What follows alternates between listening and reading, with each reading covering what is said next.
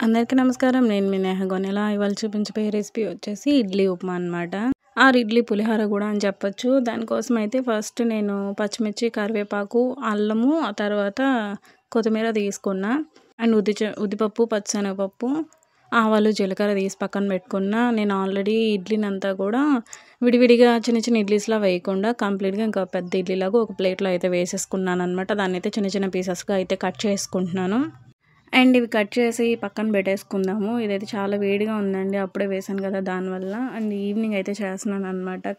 Evening tiffins తినేటప్పుడు కూడా కంప్లీట్‌గా ఇడ్లీ తినడం అలా అంటే కొంచెం బోర్ కొడుతుంది కదా! సో, కొంచెం చేంజ్ లాగా.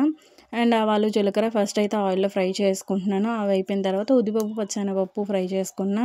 అవి ఫ్రై అయిపోయిన తర్వాత మనం ఆల్రెడీ కట్ చేసి పెట్టుకున్న పచ్చిమిర్చి ఇవన్నీ యాడ్ చేసుకుంటున్నాను.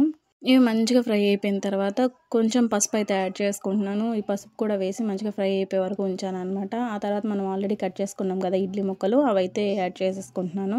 అండ్ ఇదైతే నేను రవ్వ ఇడ్లీతో చేస్తున్నాననమాట. మామూలుగా వేరే ఇడ్లీతో కూడా చేసుకోవచ్చు. నేనైతే రవ్వ ఇడ్లీతో అయితే చేస్తున్నాను. అండ్ దీంట్లోనే కొంచెం సాల్ట్ అయితే యాడ్ చేసుకుంటున్నాను. ఇడ్లీ బ్యాటర్‌లో మనం కొంచెం వేసుంటాం కదా! కానీ ఇప్పుడు ఇవన్నీ ఫ్రై చేసాం కాబట్టి కొంచెం సాల్ట్ యాడ్ చేసుకుంటున్నాను. ఆ తర్వాత లెమన్ అయితే పిండేసుకుంటున్నాను. అంతే మన ఇడ్లీ పులిహోర అయితే రెడీ అయిపోతుందండి. చాలా టేస్టీగా ఉంటుంది. నార్మల్ ఇడ్లీ ఉప్మా కన్నా కూడా ఇది బావుంటుంది. ట్రై చేయండి. Thank you so much for